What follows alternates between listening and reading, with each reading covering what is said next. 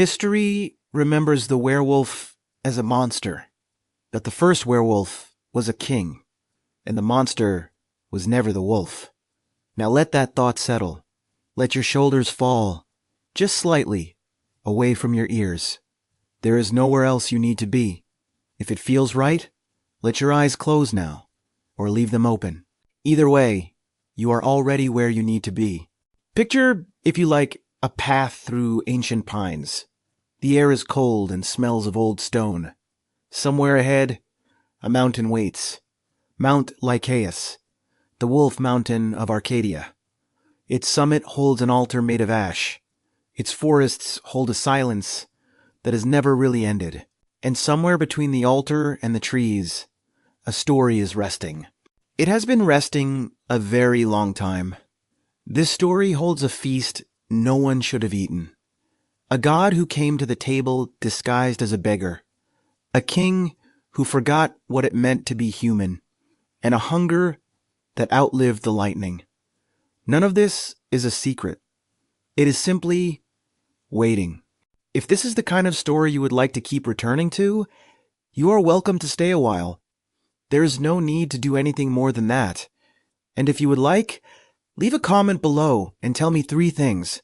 What time it is where you are right now, where in the world you are listening from, and if there is another creature already stirring in your thoughts, one whose story you would like told this way. I read every one. I am always listening for what to find next. So let the path carry you back. Back before the wolf. Back to a hall in Arcadia, where a king set a table for a god. Chapter 1. The table set in shadow. Arcadia was a land the gods had not yet abandoned. Its mountains were old, its valleys deep with pine and silence.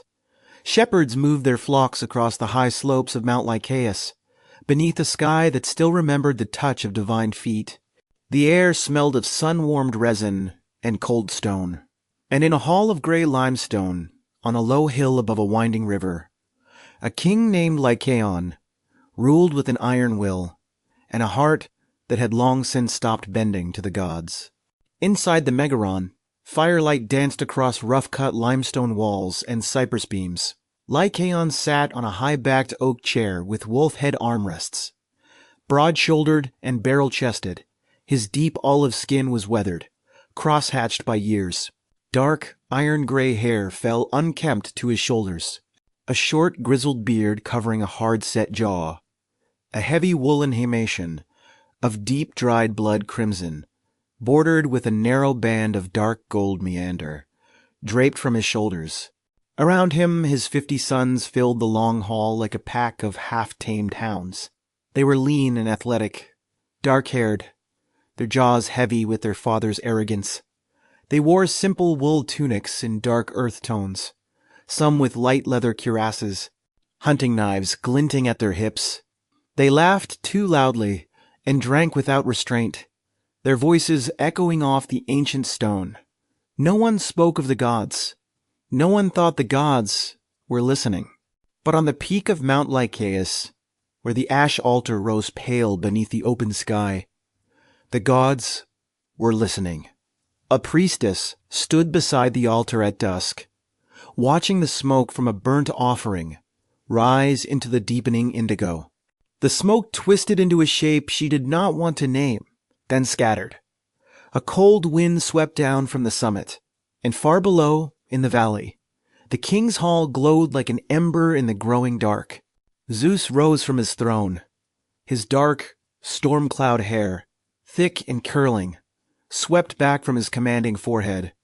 His skin was warm gold bronze.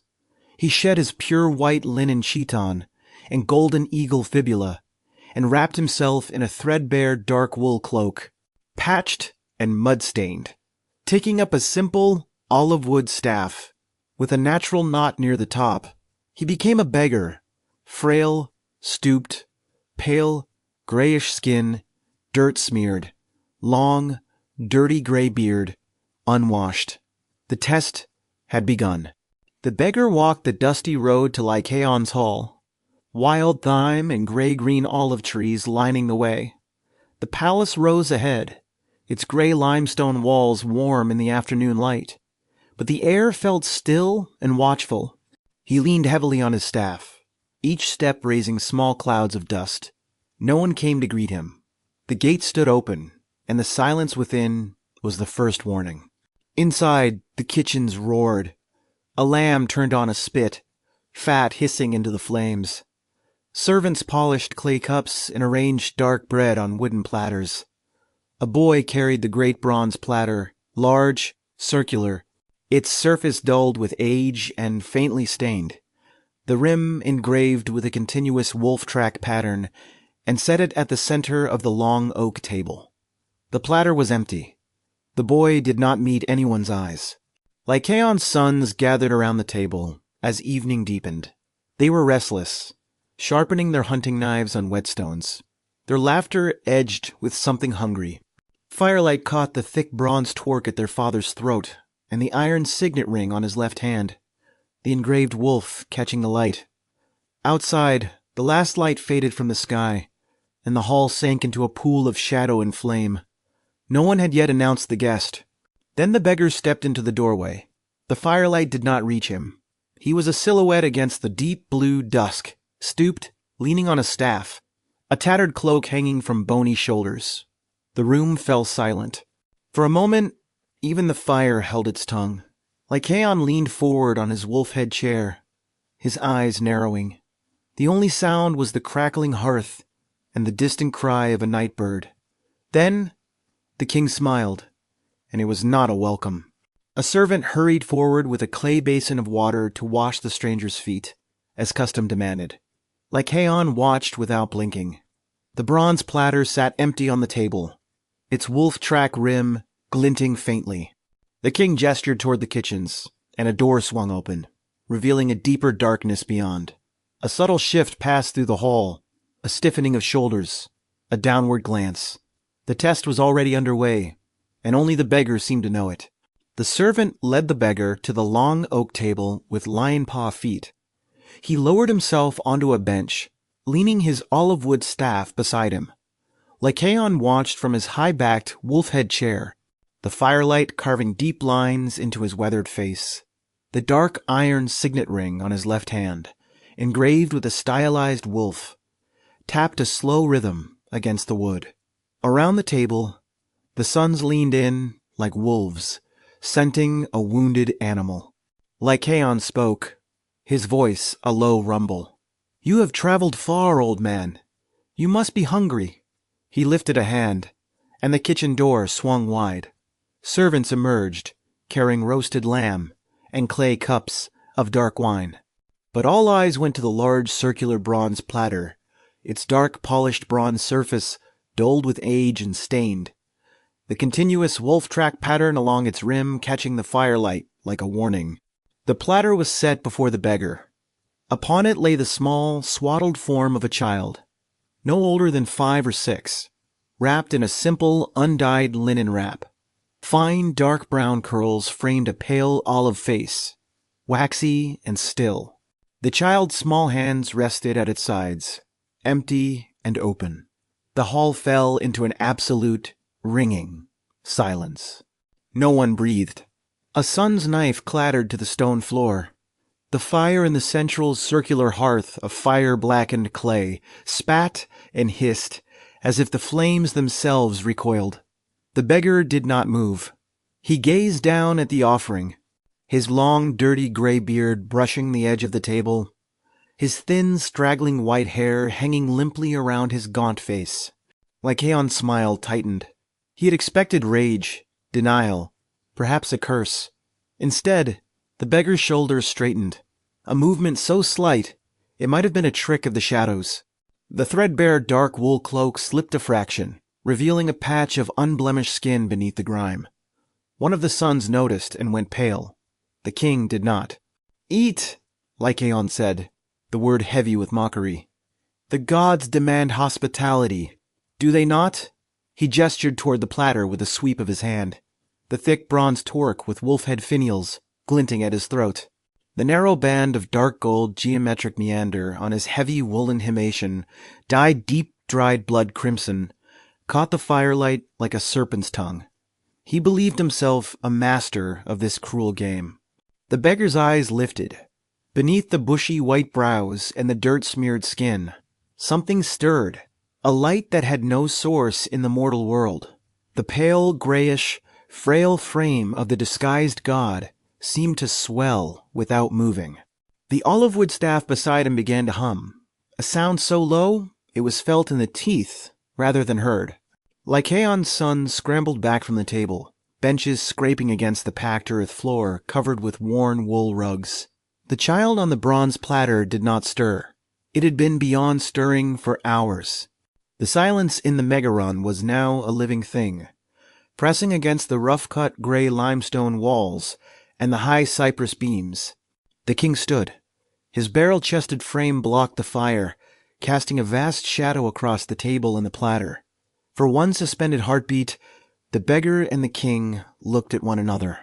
Mortal arrogance and immortal patience, separated only by the body of an innocent. The air thickened. The kitchen fires guttered and went dark.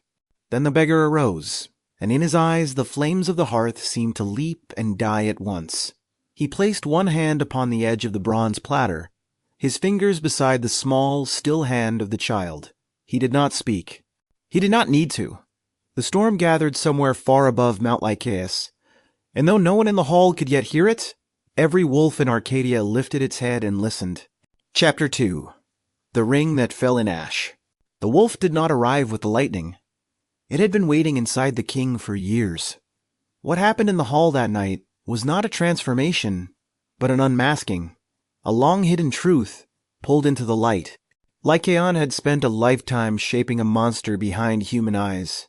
The only thing left was for his skin to catch up with his soul. The beggar straightened fully, and the threadbare dark wool cloak, patched and mud-stained, fell from his shoulders like a shed chrysalis. The stooped, frail frame dissolved, replaced by towering, broad-shouldered majesty. Warm gold-bronze skin gleamed beneath the grime, unblemished and luminous. Dark, storm-cloud hair swept back from a commanding forehead. A full, neatly trimmed beard framed a face of terrible calm. Zeus stood revealed, and the hall buckled under the weight of the divine. A soundless pulse rolled outward from the god. In every flame in the Megaron, the central hearth, the kitchen fires, the oil lamps on the long oak table, guttered and died. Only the cold, blue-white light, radiating from Zeus himself, remained, casting the rough-cut gray limestone walls in stark relief. The sons of Lycaon clawed at their eyes, their mouths open in screams that made no sound. The bronze platter glowed with reflected fury. The child on the bronze platter was not forgotten. The small, swaddled form, wrapped in simple, undyed linen, lay perfectly still, and for one suspended heartbeat, the god's gaze rested upon the innocent with a grief that seemed to still the storm gathering above. Then his eyes lifted to Lycaon, and the grief was replaced by something absolute, a judgment that had been written long before this night, waiting only for the final stroke to seal it. Zeus raised his right hand, and a short, heavy bronze thunderbolt crackled into being, its irregular shaft flanged with 6 rays of white gold lightning. The air turned sharp with ozone. Lycaon, still standing before his wolf head chair, felt the thick bronze torque with wolf head finials grow cold against his throat.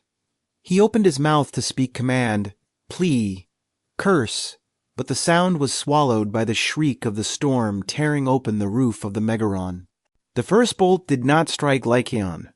It struck the massive, heavy oak table with lion paw feet, splitting it down the center, sending the bronze platter spinning into darkness. The 50 sons were thrown backward like dry leaves before a gale, their lean, athletic bodies striking the limestone walls, their hunting knives scattering. The thunderbolt returned to the god's hand, humming. The Megaron was now open to the night sky, and the stars looked down on the ruin. Lycaon ran. His broad-shouldered, barrel-chested frame, still draped in the heavy woolen himation, dyed deep, dried blood crimson, hurtled through the collapsing doorway into the cold Arcadian night. Behind him, the cypress beams of the Megaron roared with flame.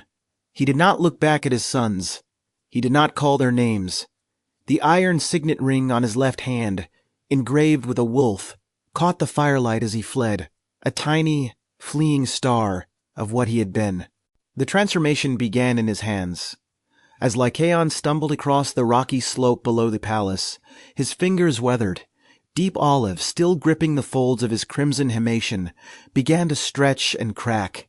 The nails darkened and curled, thickening into claws. Coarse silver-gray fur, thick and double-coated, sprouted along his knuckles and crept up his forearms. The iron signet ring, engraved with a wolf, slid from a shrinking finger and fell into the ash-darkened earth. He did not stop to retrieve it. His spine arched, the bones shifting with a sound like snapping branches. The heavy woolen himation tore along its seams, the dark gold geometric meander border splitting. Lycaon fell forward, and his arms were no longer arms. His face, dark iron-gray hair falling over features that were dissolving, contorted. The jaw pushing outward into a long, sharp muzzle. Black-rimmed lips peeling back from yellowed teeth. The last human sound he made was not a word, but something between a sob and a snarl. There is no need to picture every detail of the change too precisely. It is enough to know that the king who had served human flesh to a god was shedding his own humanity in the cold dirt of Arcadia. When he rose again, he rose on 4 legs. His body was now a massive, lean gray wolf with powerful sloping shoulders, a deep chest, and a thick double coat of silver gray, storm cloud charcoal, and pale ash gray fur, and his eyes intense pale amber, unblinking and unnervingly human in their focus, were the same eyes that had watched a child's body laid on a bronze platter and seen only an offering. The wolf threw back its head and howled. The sound was not the clean, cold cry of a wild animal, but something broken, a lament that carried the ragged edges of a human voice trapped inside a throat no longer shaped for speech. It rolled across the foothills of Mount Lycaeus and faded into the pine-dark slopes. The god on the ruined threshold of the Megaron heard it. The stars heard it. No one answered. For a long moment, the wolf stood motionless, its massive, lean body trembling with the shock of what it had just been. The powerful sloping shoulders hunched as though carrying an invisible weight. The coarse, thick double coat fur in layered tones of silver gray, storm cloud charcoal, and pale ash gray was still settling. The subtle brindle of darker guard hairs running the length of its spine, still damp with the sweat of a man who no longer existed. Then the hunger struck. It was not the hunger of an empty belly. It was a craving that blazed through every newly formed nerve, a fire that had no name and no single source. The wolf's long, sinewy legs bunched, and it bolted not toward the village below, not yet, but upward, toward the tree line, toward the dark sanctuary of black pines and Greek firs that fringed the summit of Mount Lycaeus. The earth tore beneath claws that had been fingernails an hour before. There is no need to picture the wolf's flight too vividly. It is enough to know that it ran without stopping, driven by a need it could not understand. Somewhere deep inside the animal's mind, a fragment of Lycaon still flickered, a memory of a hall, of firelight on a bronze platter, of a son's knife clattering to the floor. But the memory was already fading, smothered by the scent of pine resin, cold stone, and the small, warm bodies of prey moving in the dark. Zeus watched from the shattered doorway of the Megaron. His dark, storm cloud hair was still, the bronze thunderbolt now silent in his hand. Around him, the bodies of Lycaon's sons lay in the rubble of rough-cut gray limestone, their dark wool tunics singed, their hunting knives scattered among the fallen cypress beams. The god's face was unreadable, neither satisfied nor sorrowful, only immense, as though the judgment he had delivered was a law of nature, no more emotional than the turning of a season. The wolf reached the tree line as the moon cleared the summit. Pale silver light fell through the canopy of black pines, illuminating the jagged, pale, lightning-shaped scar that now ran across the creature's left shoulder and flank, a hairless, silvery mark where the thunderbolt had grazed it during the transformation. The wolf paused at the edge of a clearing, its intense pale amber eyes, unblinking and unnervingly human in their focus, scanning the darkness ahead.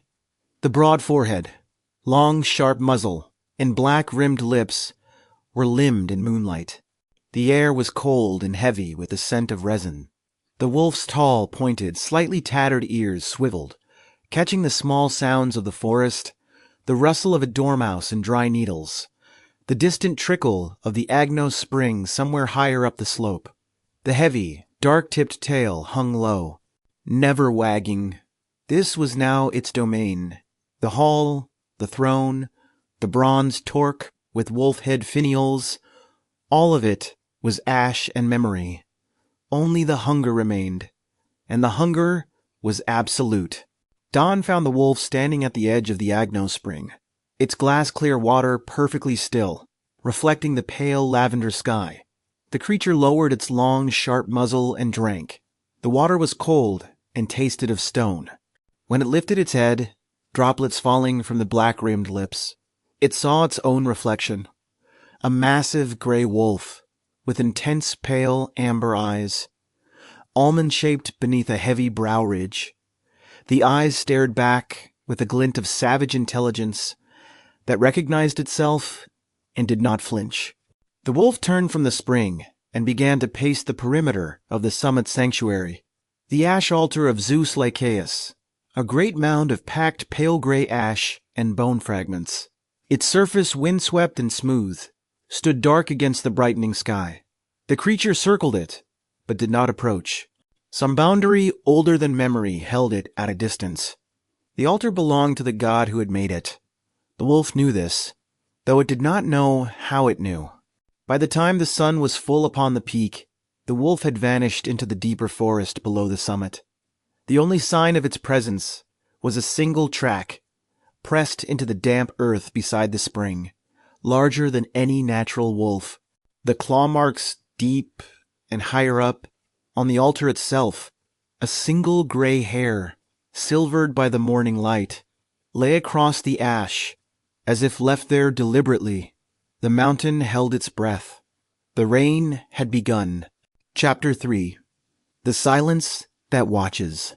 The silence came first. It seeped down from the summit of Mount Lycaeus like cold water, filling the valleys, pressing against the walls of shepherds' huts. Birds that had sung in the black pines for 1,000 seasons fell quiet. The deer moved lower into the foothills, their flanks trembling. The mountain was waiting, and the shepherds, who knew the mountain better than any man, began to whisper a name they had not spoken since their grandfather's time. The first kill was a ram, found on the lower slopes at dawn. Its throat had been opened with a single, savage bite, but the body was not eaten, merely opened, as if the killer had been interrupted, or had killed not from hunger, but from a darker need. Beside the carcass, pressed into the damp earth, was a paw print larger than a man's spread hand. The shepherd who found it crossed himself and backed away. He did not need to see more. Within a month, the villages below Mount Lycaeus had changed. Doors that had stood open for generations were barred at dusk. Children no longer played beyond the olive groves. At the ash altar on the summit, priests left burnt offerings to Zeus Lycaeus, their chants swallowed by the wind. They placed small clay figurines at the base of the mound wolves, roughly shaped. Their legs snapped. The altar's pale gray ash grew warm with fresh sacrifice, but the dread never lifted. The shepherds called it the Lycaeus, the Wolf King. They saw it first at dusk, a shape at the edge of the tree line, where the black pines gave way to bare limestone. It was a massive, lean gray wolf, larger than any animal born in Arcadia, with powerful sloping shoulders and a deep chest that rose and fell with a slow, ancient patience. Its coarse, thick double coat of silver gray, storm cloud charcoal, and pale ash-gray fur caught the dying light and seemed to shift like smoke. And across its left shoulder, a jagged, pale, lightning-shaped scar, a hairless, silvery mark glowed, as if the thunderbolt had never stopped burning. When it turned its head, the broad forehead and long, sharp muzzle were silhouetted against the fading sky. Black-rimmed lips parted over yellowed teeth that had once smiled at a god. Its eyes, even at a distance, were wrong, intense, pale amber, unblinking and unnervingly human in their focus. Almond-shaped and set beneath a heavy brow ridge, they held a glint of savage intelligence that recognized the shepherds as surely as a king recognizes his subjects. The wolf did not hunt like an animal. It watched, and it remembered. It moved through the forest without sound, its tall, pointed, slightly tattered ears forever swiveling, its heavy, dark-tipped tail hanging low, never wagging. The subtle brindle of darker guard hairs along its spine rippled with each step, a river of shadow over silver. It left no tracks that stayed, no scent that lingered. It seemed less a creature of flesh than a curse given form, a hunger woven into the mountain's memory. And yet, when the moon rose full, it would sit upon a high rock and stare down at the villages below, with a stillness that was worse than any howl. One dawn, a shepherd boy hid behind a boulder and watched the wolf drink from the Agno spring. The glass-clear water was so still that the creature's reflection was a perfect twin, the same broad forehead, the same intense pale amber eyes, unblinking. When the wolf lifted its dripping muzzle, it stared into that reflection for a long time. The boy swore later that the wolf's eyes widened, just for a heartbeat, as if it had seen something in the water that should not have been there. Then it turned and vanished into the pines. There is no need to picture every night of the wolf's reign too vividly. It is enough to know that the mountain had claimed its own, and that the creature roaming the black pines was not a monster, but a truth the land had always held waiting, patient, older than the gods who had shaped it. The shepherds learned to live with the silence. They left their offerings at the ash altar, and they kept their children close, and they did not look toward the summit after dark. But not all feared the wolf. In the village of Parrhasia, a priestess spoke of an older law. A man who dared to taste human flesh at the altar of Zeus Lycaeus would himself become a wolf for 9 years. If he abstained from the flesh of his own kind for that time, he could return. They told of a boxer named Demarcus who had lived as a wolf, won an Olympic victory, and come back to the world of men with eyes that never quite lost their amber hue. The Wolf King was not alone. Yet for Lycaon, there would be no 9 years and no return. His curse was sealed by the thunderbolt itself, and the scar on his shoulder was a brand that time could not fade. He prowled the mountain as the seasons turned, an apex predator who no longer remembered the taste of bread, only the hunger. And far away, on the peak of Olympus, the god who had placed that brand turned his gaze once more toward Arcadia, not in wrath, but in something quieter and more terrible. The wolf did not kill every night. Weeks passed between its attacks, and the shepherds came to understand a pattern as cruel as it was precise. It hunted only when the moon was thin, a sliver of silver too weak to cast a shadow. It took only the weak, the old, the straggler. Its jaws, those black-rimmed lips peeling back from yellowed teeth, delivered a single bite, the minimum required. There was no frenzy in the killing.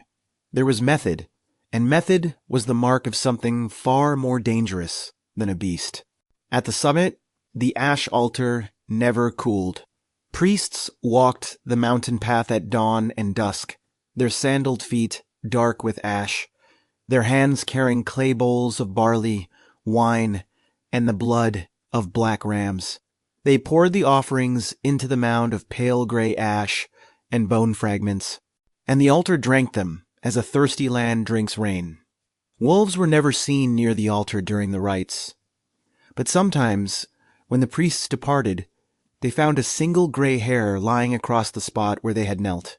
There's no need to picture every ritual too vividly.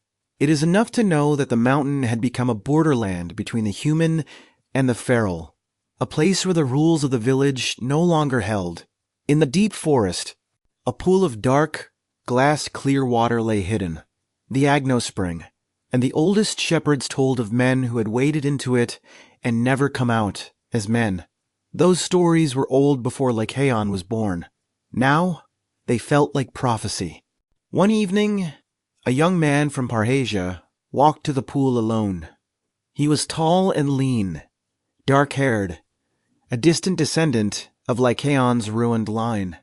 He stripped his wool tunic and waded into the cold, still water, his breath catching. He did not pray. He simply waited. At dawn, a wolf track was found on the far bank, and the man was never seen again. 9 years later, a boxer named Demarcus appeared at Olympia and won the wreath. His eyes, the old poets noted, were amber. Through it all, the Wolf-Keen continued its solitary patrol. The seasons turned, and the creature's thick double coat of silver gray, storm cloud charcoal, and pale ash-gray fur thickened for winter, the subtle brindle of darker guard hairs growing coarse against the cold. When snow dusted the summit of Mount Lycaeus, the wolf became a ghost, a lean gray shape against the white, its intense, pale amber eyes still unblinking, still unnervingly human in their focus. The scar on its left shoulder, that jagged, pale, lightning-shaped mark, gleamed like a vein of silver in the pale light.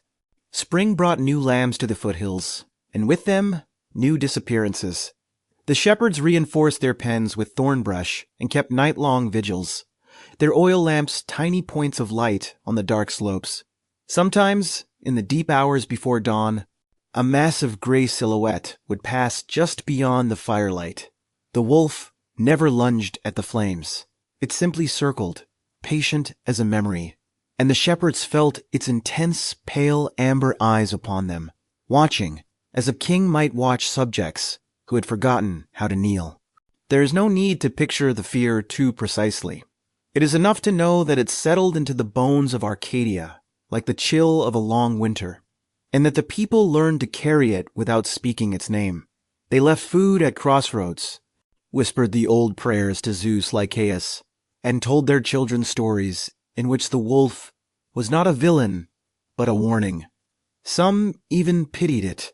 A few, in the darkest hours, wondered what it would be like to run. The wolf, for its part, gave no sign that it understood or cared. It drank from the Agno Spring at twilight, the glass-clear water reflecting a broad forehead and long, sharp muzzle that had once leaned over a royal feast. It slept in a shallow den beneath a fallen black pine, its heavy, dark-tipped tail curled over its scarred flank. It dreamed, perhaps, though no one could say of what. And when it woke, the hunger was always there, a fire that never dimmed, a craving woven into the very sinews that had once been a king's. The years passed, and the mountain absorbed the wolf as it absorbed the rain and the seasons. Lycaon's name faded from the lips of the villagers.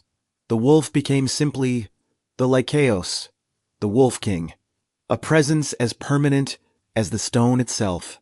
Travelers avoided the road below Mount Lycaeus. Priests came from distant cities to offer at the ash altar, and departed with their voices hushed. Arcadia had always been a wild land. Now it had a wild heart, beating in the chest of a creature that could not die and could not forget. Then, one night, the wolf lifted its broad forehead toward the sky and caught a scent that had not been on the mountain for an age. It was ozone and lightning, the faint copper tang of a god's attention. The tall, pointed, slightly tattered ears flattened. The intense, pale amber eyes narrowed. Far above, on the peak of Olympus, a storm was gathering, not of judgment, but of something quieter. Zeus had not forgotten, and the wolf, trembling at the tree line, understood that its solitude was about to end. Chapter 4. The Storm That Watched and Waited. The hero who answered the wolf's reign did not carry a sword. He carried a thunderbolt, and he had been waiting longer than any mortal could fathom. The judgment at Lycaon's hall had been swift and absolute. But what came after? The years of watching the wolf prowl the mountain, the slow accumulation of fear in the valleys that had not been neglect. It had been observation. Zeus had not forgotten. He had simply been deciding what came next. On the peak of Olympus, far above the clouds, the air was thin and golden. Zeus sat upon a throne of dark stone veined with silver, his towering regal frame still, his warm gold-bronze skin luminous in the eternal dawn. His dark storm cloud hair, thick and curling, was swept back from his commanding forehead. A full, neatly trimmed beard with threads of silver at the jawline framed a face of immense calm. The pure white linen chiton and himation of deep storm gray and indigo draped him like the sky itself. Beside him, on a low table of obsidian, lay the short, heavy bronze thunderbolt, its irregular shaft flanged with 6 rays, silent now, but warm to the touch. A faint white gold light pulsed along its surface, slow as a heartbeat. The weapon that had shattered the Megaron and scattered Lycaon's sons had not been wielded since. It rested, patient, as its master. And around the throne, the other gods watched Zeus with a silence that was rare on Olympus. Hera was the first to speak. She stood at the threshold of the great hall, her dark hair braided with gold, her robes the deep blue of a twilight sky. "The wolf still walks," she said, her voice carrying no accusation, only a statement of fact, cold and clean. "The shepherds of Arcadia burn offerings to you at the ash altar, but they burn them in fear of what you made. Is this judgment, husband, or is it something unfinished?" Zeus did not answer. Not yet. He turned his gaze downward, through the golden floor of Olympus, through the clouds and the cold air, to the mortal world below. There, on the dark gray limestone summit of Mount Lycaeus, the great ash altar of Zeus Lycaeus glowed faintly in the dusk, a mound of pale gray ash and bone fragments, windswept and ancient. And at the tree line, a massive, lean gray wolf with powerful, sloping shoulders and a jagged, pale, lightning-shaped scar on its left shoulder stood watching the altar, waiting, as if it knew. The wolf's intense, pale amber eyes, unblinking and unnervingly human in their focus, seemed to stare directly back at the god. The glint of savage intelligence within them had not dimmed with the years. If anything, it had sharpened. The creature that had been Lycaon no longer howled at the moon or fled from firelight. It watched. It remembered. And in the depths of those amber eyes, Zeus saw something that he had not expected to see. Not defiance, not hunger, but a question that had never been answered. Zeus lifted the thunderbolt from the obsidian table. It hummed to life in his grip, the white gold light brightening, crackling softly along the 6 flanged rays. The storm cloud gray and indigo of his himation stirred as if caught by a wind that existed only around him. The other gods drew back. This was not the blind fury that had shattered Lycaon's hall. This was something slower, heavier, a decision settling into shape. The air on Olympus grew cold with the weight of it. There is no need to picture the council of the gods too vividly. It is enough to know that they watched their king rise from his throne, and that none of them, not Hera, not Athena, not even the ever-bold Hermes, spoke to stop him. The wolf had been made by divine law, But law required a conclusion. What had been punishment was becoming something else, and even the gods could not name what that something was. Only Zeus knew, and Zeus was already descending.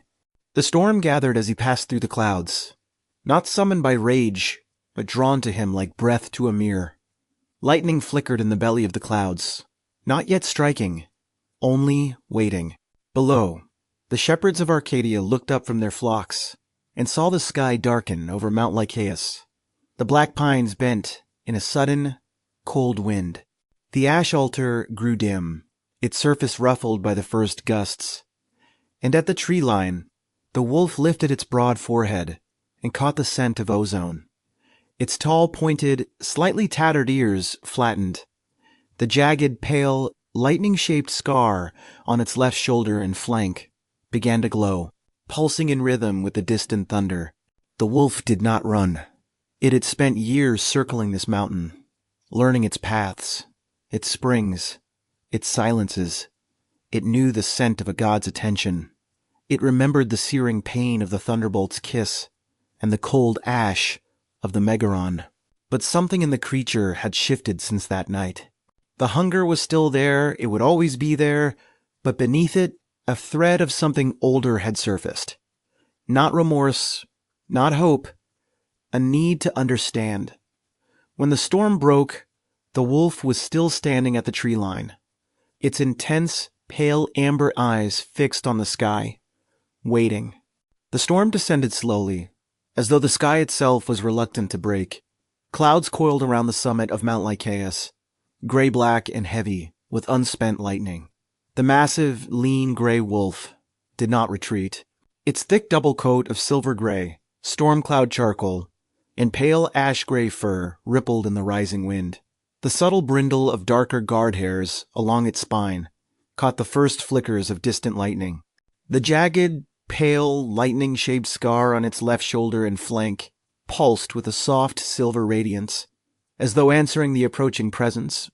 The wolf's intense, pale amber eyes, unblinking and unnervingly human in their focus, remained fixed on the heart of the storm. A single bolt of white gold lightning struck the ash altar, and when the glare faded, Zeus stood beside the great mound. He was towering and regal, broad-shouldered, his warm gold-bronze skin luminous against the boiling darkness. The short, heavy bronze thunderbolt hummed softly in his right hand, its 6 flanged rays trailing faint arcs of light. The pure white linen chiton and deep storm gray and indigo Haematian hung still in the electric air. The god's face was unreadable, neither wrathful nor merciful, only immense, the face of a law that had come to deliver its final clause.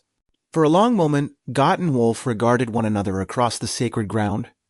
The ash altar smoldered between them, its surface of pale gray ash and bone fragments scattered by the wind. The wolf's tall, pointed, slightly tattered ears were flattened, but its powerful sloping shoulders and deep chest were squared. The slightly hunched posture straightened into something that might have been defiance or might have been recognition. The long, sinewy legs did not tremble. The heavy, dark-tipped tail hung low, never wagging. The black-rimmed lips parted once, then closed. No sound emerged. Zeus spoke, and his voice was not the thunder that had shattered the Megaron. It was quiet, resonant, a sound that seemed to rise from the mountain itself. Lycaon, he said, and the name, the king's name, the man's name, fell upon the wolf like a weight. The creature flinched, the broad forehead lowered a fraction. The intense, pale amber eyes flickered, and for a heartbeat, something human surfaced in their depths. A memory of a hall, of firelight on a bronze platter, of a child's small, still hand. Then it was gone. There is no need to picture the weight of that name too precisely. It is enough to know that it hung in the cold air between the god and the wolf, like a thing almost visible, and that the wolf, for the first time in all its years on the mountain, lowered its head, not in submission, in recognition. The hunger that had driven it, The solitary patrols, the kills on moonless nights, all of it had been leading here, to this moment, to this reckoning, on the sacred summit. The god raised the bronze thunderbolt, and its white gold light intensified, illuminating the entire summit. The dark gray limestone shelves threw long, sharp shadows. The low stone Temenos wall seemed to glow. The wolf's jagged, pale, lightning-shaped scar flared in answer, a silver thread of agony searing across its left shoulder and flank. Yet the creature did not howl. It simply stood, trembling, as the light washed over its thick double coat of silver gray, storm cloud charcoal, and pale ash-gray fur, revealing every guard hair, every scar, every year of exile. "Your punishment is not yet complete," Zeus said, his voice carrying no cruelty, only the inevitability of a law older than Arcadia. "The mountain has held you, but it will not hold you forever. A time will come when another stands before you, not a god, a mortal, and on that day, the hunger will be tested as it has never been tested." The wolf's tall, pointed, slightly tattered ears swiveled forward. The glint of savage intelligence in its intense, pale amber eyes sharpened. It did not understand the words, but it understood the promise. The storm above began to spiral, lightning flickering from cloud to cloud without striking. The shepherds in the valleys below saw the summit of Mount Lycaeus ablaze with a light that was not fire, and they fell to their knees. The ash altar glowed with the heat of the divine presence, its pale gray surface warming, the charred bone fragments at its base emitting faint wisps of ancient smoke. Zeus lowered the thunderbolt until its tip rested on the altar, and the mound accepted it like a seal pressed into wax. The wolf watched the god's every movement with the unblinking intensity of a creature that had once been a king. The broad forehead, long sharp muzzle, black-rimmed lips, all were limned in the white gold light. The heavy, dark-tipped tail remained low, but the long, sinewy legs had shifted, planting themselves more firmly. The wolf was not cowering. It was waiting. Whatever came next, it would face it on 4 legs, with amber eyes that still held the ghost of a man who had dared to test a god. Then Zeus withdrew the thunderbolt and stepped back from the altar. The storm did not disperse, but it paused an intake of breath before the final act. The god's dark storm cloud hair settled around his shoulders. His full, neatly trimmed beard framed a face that had delivered judgment and was not yet finished. He turned his gaze one last time toward the wolf, and in that gaze was something the creature had not seen in all its years of exile. Not wrath, not pity, but the cold, patient promise of an ending. The wolf stood alone on the summit as the god ascended into the clouds, the scar on its shoulder still glowing, the hunger still burning, and the storm waiting to break. Chapter 5. The hunger that learned to wait. His blade struck something that was not flesh. That was the memory the wolf carried as the god's light faded from the summit. Not the words, not the promise, but the sensation of the thunderbolt's tip grazing the scar on its shoulder. A touch that was not wounding, but sealing. The wolf stood alone on the dark gray limestone, the ash altar smoldering behind it, and for the first time in all its years of exile, the hunger was silent, not gone, listening. The storm clouds retreated slowly, dragging their shadows across the valleys of Arcadia, like a vast gray cloak being drawn away. The shepherds below rose from their knees, their oil lamps still trembling in their hands. On the summit, the massive lean gray wolf remained motionless, its thick double coat of silver gray, storm cloud charcoal, and pale ash-gray fur still ruffled from the wind. The jagged, pale, lightning-shaped scar on its left shoulder and flank had stopped flaring, but a faint silver glow persisted, as though the thunderbolt had left something behind. The wolf did not howl. It did not pace. It simply stood, its powerful, sloping shoulders and deep chest rising and falling with a slow, deliberate rhythm, and stared at the spot where the god had been. The broad forehead was lowered, the long, sharp muzzle pointing toward the ash-strewn ground. The tall, pointed, slightly tattered ears were still flattened, but the intense, pale amber eyes, unblinking and unnervingly human in their focus, held a quality that had not been there before. It was not peace. It was the quiet that follows a verdict. There is no need to picture that quiet too precisely. It is enough to know that it settled over the summit like a second layer of ash, and that the wolf, for the first time since it had fled the burning Megaron, felt the weight of its own body without the urge to run. The mountain, which had been its prison, now felt like something else, a place assigned, not merely endured. The hunger would return. The wolf knew that. But for this single, suspended moment, there was only the cold air and the fading light. Slowly, the wolf turned away from the altar.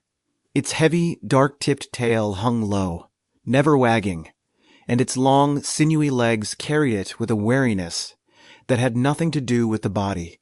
It moved through the black pines and Greek firs, past the Igno spring where its reflection had once startled it, past the fallen boulder where a shepherd boy had hidden years ago. The forest received it without sound. The mountain had absorbed the wolf long ago, and the wolf now understood that it had been absorbed for a purpose. It came to the shallow den beneath the fallen black pine, where the trunk had cracked and settled into a hollow lined with dry needles. The wolf circled once, a habit older than memory, and then lowered itself onto the earth, its massive lean body folding into the depression where the heaviness of something ancient, the thick double coat of silver gray, storm cloud charcoal, and pale ash-gray fur blended with the shadows. The subtle brindle of darker guard hairs along its spine disappeared into the dark.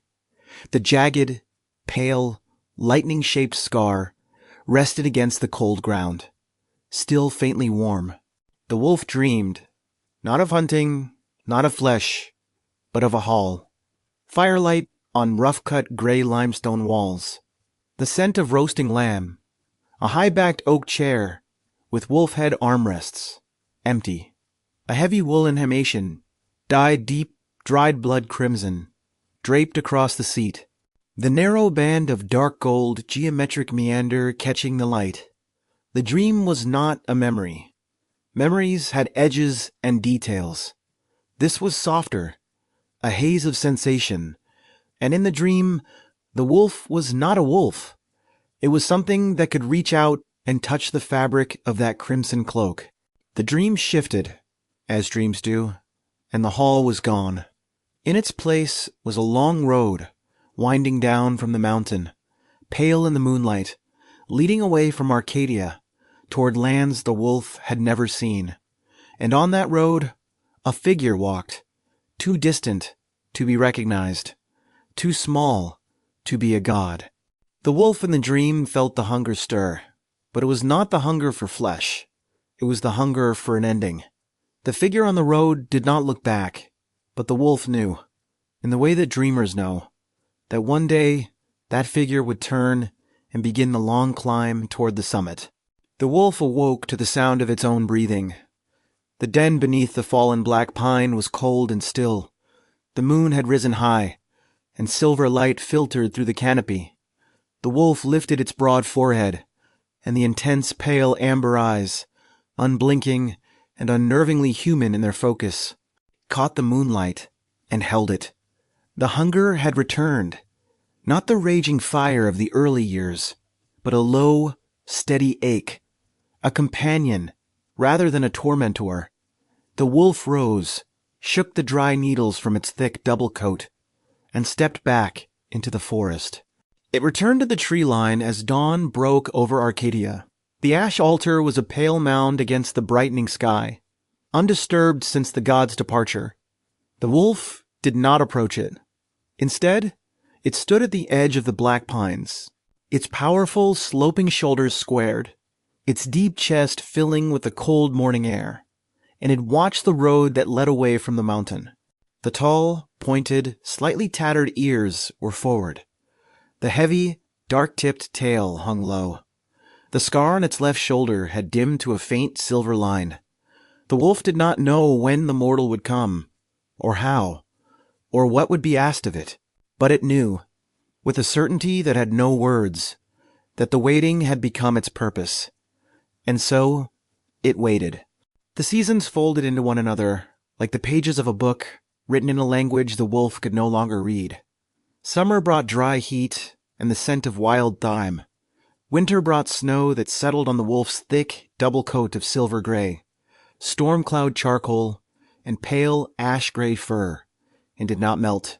The wolf continued its patrols along the tree line, its heavy, dark-tipped tail hanging low, its intense, pale, amber eyes always returning to the same stretch of road below. The shepherds noticed the change before they understood it. The kills grew fewer. Not because the hunger had lessened. It remained a constant low burn beneath the wolf's ribs, but because something in the creature had shifted its weight. It still hunted when the moon was thin, still delivered the single, precise bite that had become its signature, but it no longer lingered over the carcasses. It ate quickly, efficiently, and then returned to its post at the tree line, as though the road below demanded an attention more urgent than food. There is no need to picture every season of that waiting too vividly. It is enough to know that the wolf became a fixed point in the landscape, as permanent as the ash altar itself. The shepherds who had once barred their doors began to speak of the creature with a reverence they had previously reserved for the gods.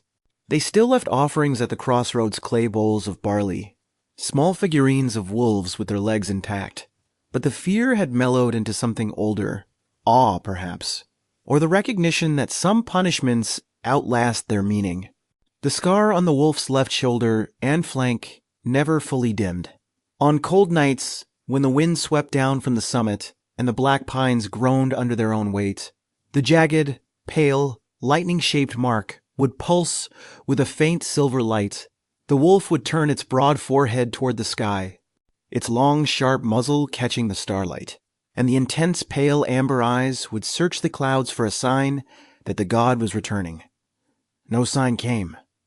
Only the wind and the silence and the road stretching empty into the dark. One dawn, a traveler appeared on the road.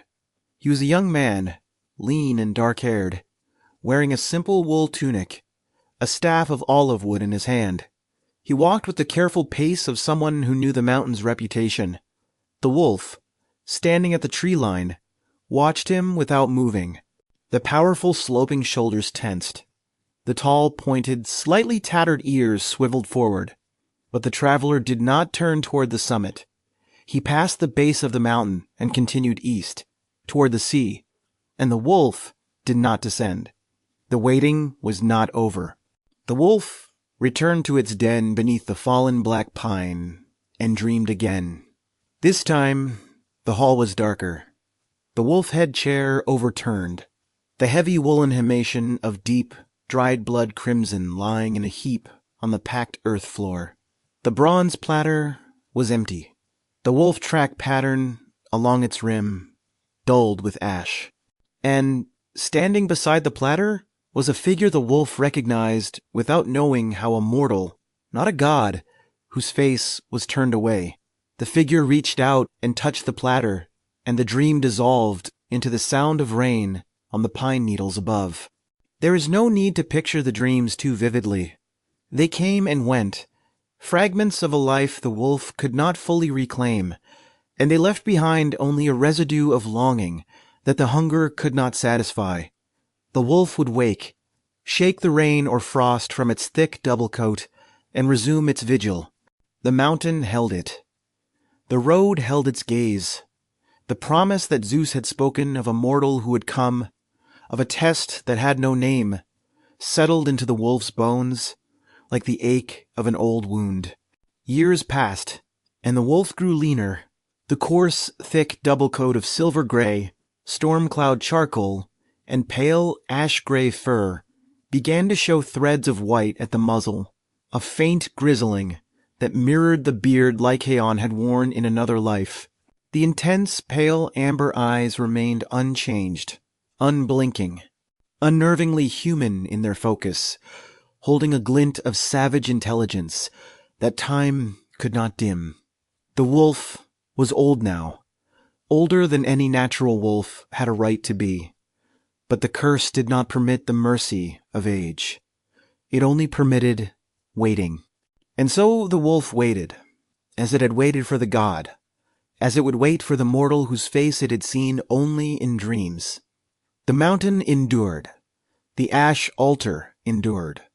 The road endured. And the wolf, standing at the tree line with the wind in its ears and the scar on its shoulder pulsing softly in the cold, understood that this was the true shape of the punishment, not the transformation, not the hunger, but the endless, patient anticipation of an ending that never arrived. Below, in the valleys of Arcadia, the story of the Wolf King passed from the shepherds to their children, and from their children to the poets who would one day write it down. But the wolf did not know this. It only knew the mountain, and the hunger, and the road. And as the sun set over Mount Lycaeus, painting the ash altar in shades of rose and amber, the wolf lifted its long, sharp muzzle one last time toward the fading light, not in a howl, but in a silence that was itself a kind of prayer. The waiting continued. The road remained empty, and the wolf, for now, remained. Chapter 6. The Ash That Never Cooled. The wolf did not die. That was the first and hardest truth the people of Arcadia had to learn. Other monsters fell to heroes. Other curses broke under the weight of time. But the Wolf King remained, a gray shape at the tree line, its jagged, pale scar visible even from the valley when the moon was full. What died instead was the memory of Lycaon, the man. The king faded, the wolf endured, and the land reshaped itself around that endurance. The ruined Megaron on the low hill above the river became a place no one visited. Its rough-cut gray limestone walls, shattered by the thunderbolt, sank slowly into the earth. Wild thyme and pale asphodel grew through the cracks. The fallen cypress beams rotted into dark soil. Only the heavy oak table, with lion-paw feet, remained recognizable, half buried, its surface scarred by knife cuts and weather. The bronze platter was never found. Some said the god had taken it. Others said the wolf had dragged it into the pines. But the story did not end with the ruin. It grew, as stories do, in the spaces left by silence. The shepherds, who had once barred their doors, now told their children of the Wolf King with a reverence that bordered on pride. They pointed to the summit of Mount Lycaeus and spoke of a creature that had been a king, a warning wrapped in fur, a living reminder that the gods did not forget. The fear remained, but it had softened into something more durable, a myth. At the ash altar on the summit, the priests continued their rites. The great mound of packed pale gray ash and bone fragments never cooled. Each generation added its own layer of offerings: barley, wine, the blood of black rams. The low stone Temenos wall was repaired, then repaired again. And sometimes, in the cold hours before dawn, a priest would find a single gray hair lying across the spot where he had knelt, too long and coarse to be from any natural wolf. Silvered by the starlight, the altar accepted it as it accepted everything else. The Agnel Spring, too, became a place of pilgrimage. Its glass-clear water, unnaturally still, held a dark fascination for those who sought the old magic. Men came to its edge at night, stripped off their wool tunics, and waded into the cold. Some never returned. A few, it was said, came back years later with amber eyes, and a silence that spoke of forests. The pool kept its secrets, but the ripples of those disappearances spread outward into the folklore of 100 villages. There is no need to picture every ritual too vividly. It is enough to know that the mountain became a borderland in the minds of the Arcadians. a place where the rules of the village gave way to older laws. The cult of Zeus Lycaeus thrived precisely because it acknowledged this border. To worship there was to stand between the human and the wild, the civilized and the feral, and to understand that the line between them was thinner than anyone wished to admit. One name survived when others faded: Demarchus, the boxer from Persia who had lived as a wolf for 9 years and returned to win the Olympic wreath. His story was told around fires, in the long evenings when the flocks were penned and the wine cups were full. An old shepherd would lean forward, his weathered face lit by the flames, and describe the day Demarchus entered the stadium. His lean, athletic frame, his dark hair tied back, his eyes a shade of amber that no one could quite meet. He fought, the story said, with a grace that was not entirely human. But Demarchus was the exception, not the rule. For every man who waded into the pool and returned, there were a dozen who did not. The wolf packs of Mount Lycaeus grew bolder in the years after Lycaon's transformation, and the shepherds learned to distinguish between the natural wolves, shy, thin, hungry, and the one who was not. The natural wolves avoided the summit. The Wolf King did not. The natural wolves fled from fire. The Wolf King watched it from the tree line, with patient, unblinking amber eyes. The story traveled. Arcadia had always been a land apart, mountainous, wild, resistant to the tidy narratives of the city-states, and the tale of the Wolf King became part of its identity. Travelers who passed through Perazia or Lycasura heard the story and carried it to Athens, to Corinth, to Thebes. Philosophers took it up, turning the wolf into a metaphor.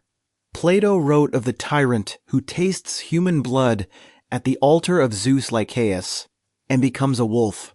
His words a warning, dressed in old mythology. And the warning held. The werewolf entered the bloodstream of the ancient world not as a monster to be slain, but as a possibility to be feared. Every culture had its shapeshifters, its beastmen, its cautionary tales of men who lost themselves to the animal within. But the story of Lycaon was the root, the first, the original, the one that gave the fear its name: Lycos, wolf, lycanthropos, wolfman.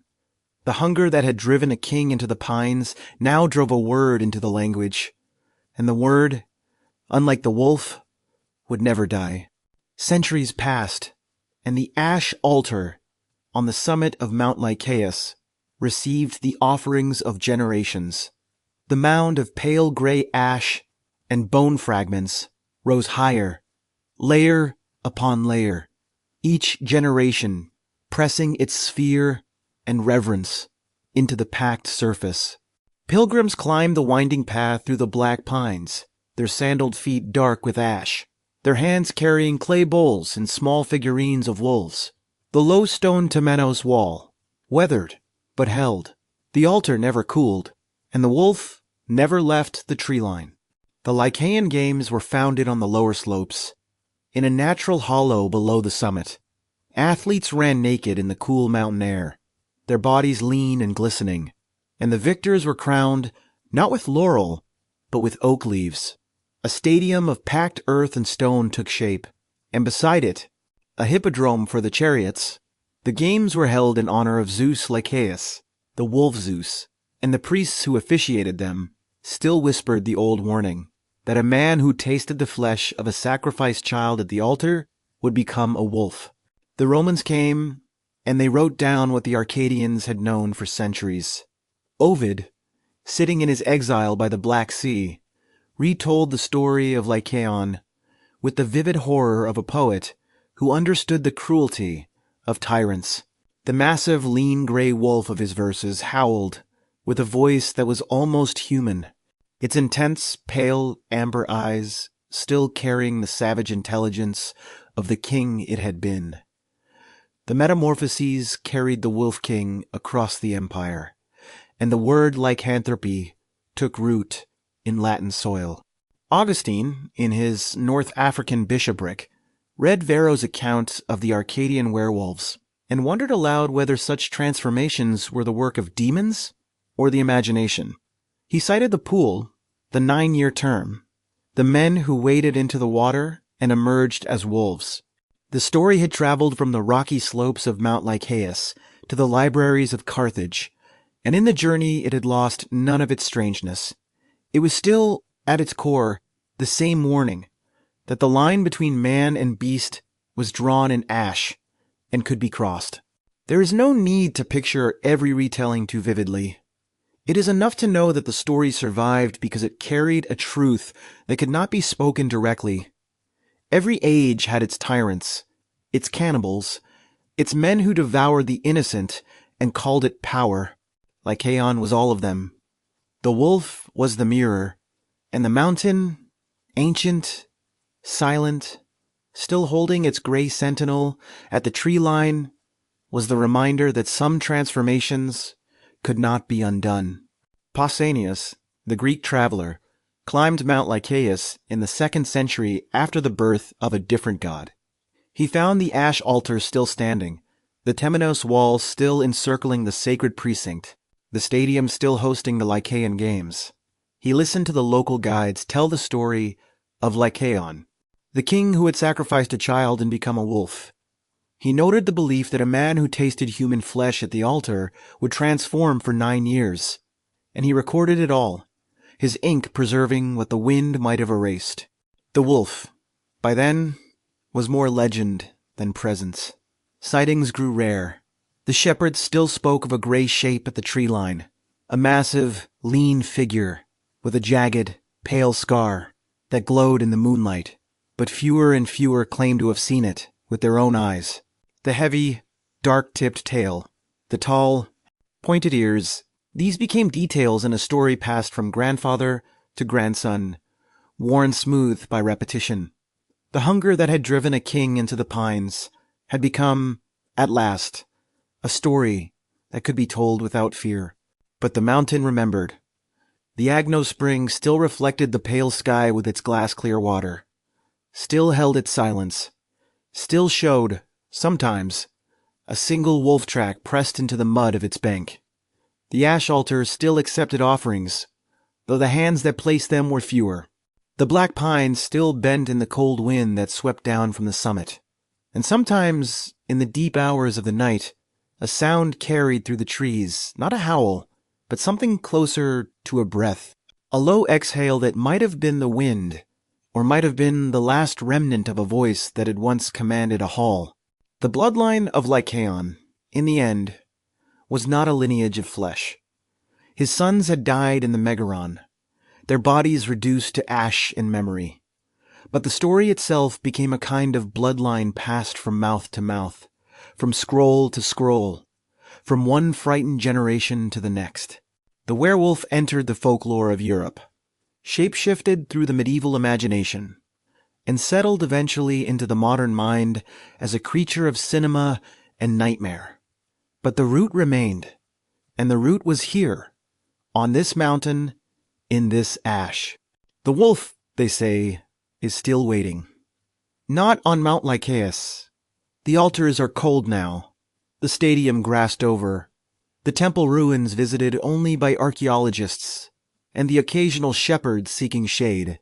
But somewhere, in the dark between the trees at the edge of every village, in the hunger that stirs when the moon is thin, in the reflection of a face that is almost, but not quite, the face of a man, the story is not over.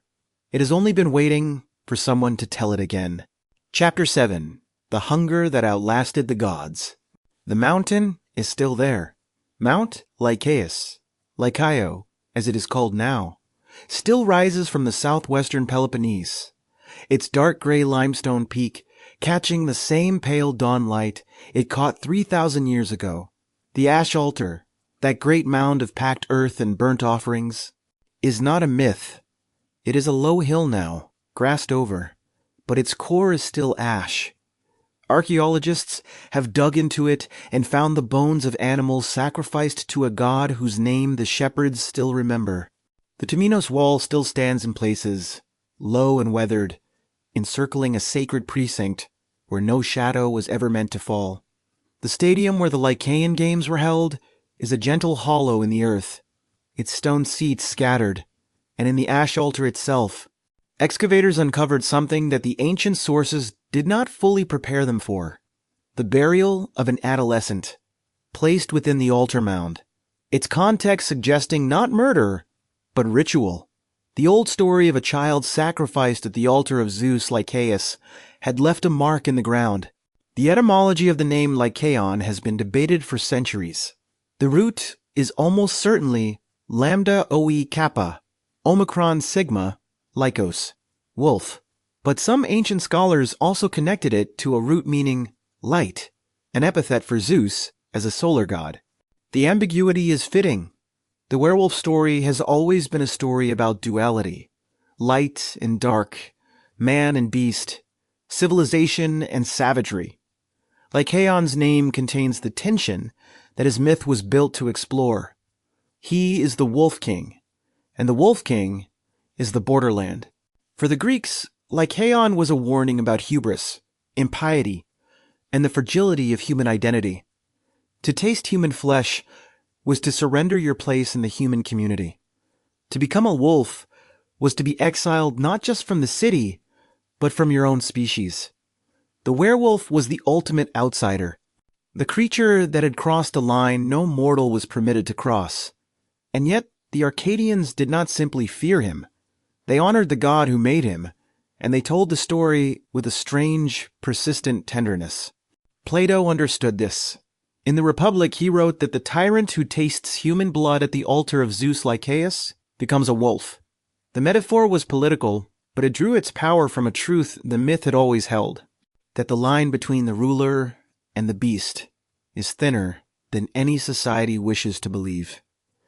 Every age has its Lycaons, men who consume the innocent and call it strength.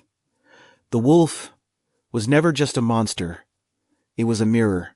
From Arcadia, the werewolf traveled into the bloodstream of Europe. The Latin word versipellus, skin changer, caught some of its meaning, but the Greek lycanthropos remained the root. Medieval chroniclers wrote of men who became wolves under the full moon. The Norse told of the Ulfednar, warriors who wore wolfskins and fought with the ferocity of the beast. The Slavic world whispered of the Vukadlak, the wolf man who rose from the grave. Every culture had its version, but Arcadia was the origin. The medieval mind transformed the werewolf from a tragic figure into a demonic one. The church condemned lycanthropy as a form of possession or witchcraft. Men and women were tried, tortured, and burned for the crime of being wolves. The story that had begun on a Greek mountain as a tale of divine punishment became, in the forests of early modern Europe, a nightmare of contagion and evil. The hunger that had been Lycaon's curse became a plague. But the older version never quite died. In the oral traditions of rural Greece, long after the temples had fallen, the shepherds still spoke of the Wolf King with a reverence that the church could not erase. They still left offerings at crossroads. They still told the story of Demarchus, the boxer who returned. And they still climbed Mount Lycaeus on certain nights and listened for a howl that was not quite a howl. The old gods were gone, but the old fear remained. There is no need to trace every transformation of the werewolf through the centuries too precisely. It is enough to know that the story survived because it spoke to something permanent in the human psyche. The fear that we are not as far from the beast as we pretend to be. Cinema took the werewolf in the 20th century and gave it a new body, a new moon, a new set of rules. But the face beneath the fur was still Lycaon's face. The hunger was still the hunger. And the question the story asked was still the same. Today, Mount Lycaeus is quiet. The archaeologists come and go, their trenches carefully marked, their findings published in journals that few people read. Tourists occasionally climb the winding path through the black pines to see the ash altar and the view of the Argolic Gulf, but the mountain has not forgotten. The Agno Spring still reflects the sky. The wind still carries the scent of wild thyme and old stone, and sometimes When the moon is thin and the valleys are dark, a sound rolls down from the summit that makes the shepherds pause and remember. The real archaeology of Mount Lycaeus tells a story no single text fully captures. The ash altar was not built in a single generation. It rose slowly, layer by layer, as centuries of worshippers added their burnt offerings, sheep, goats, cattle, their bones interred within the mound. The ritual was continuous, unbroken from the Bronze Age into the Roman period. And somewhere in that long history, a child was buried in the ash, and the myth of Lycaon took root in the soil. No one can say with certainty whether the child in the altar was the origin of the werewolf story or a response to it. The archaeology and the literature circle each other without quite meeting. But that ambiguity is itself a kind of truth. Myths do not begin with a single event. They grow around a wound, layering themselves over generations, until the original pain is buried so deep that only the story remains. The ash altar is that wound made visible. The word lycanthropy entered the modern world as a clinical term, a delusion in which a person believes themselves to be a wolf. Psychiatrists cataloged cases men and women who felt fur sprouting from their skin, who heard their own voices becoming howls. The condition is rare, but it persists. And reading the case studies, one is struck not by the strangeness of the delusion, but by its specificity. The human mind, even in its illness, returns to the same ancient fear that the Greeks named on a mountain 3 millennia ago. The werewolf in art and literature has become a figure of tragedy as often as horror. Modern storytellers, reaching back past the medieval demonization, have rediscovered what Ovid and Pausanias knew, that the werewolf is a victim before it is a monster. The curse is not the transformation. The curse is the isolation, the exile from the human, the hunger that can never be satisfied. Lycaon, stripped of his palace and his throne and his 50 sons, running on 4 legs into a forest that would never release him. That is not a horror story. That is a grief. There is no need to examine every modern werewolf film or novel too closely. It is enough to know that the figure who howls at the moon in the popular imagination is the distant descendant of an Arcadian king, and that the emotional architecture of the story has not changed in 3,000 years.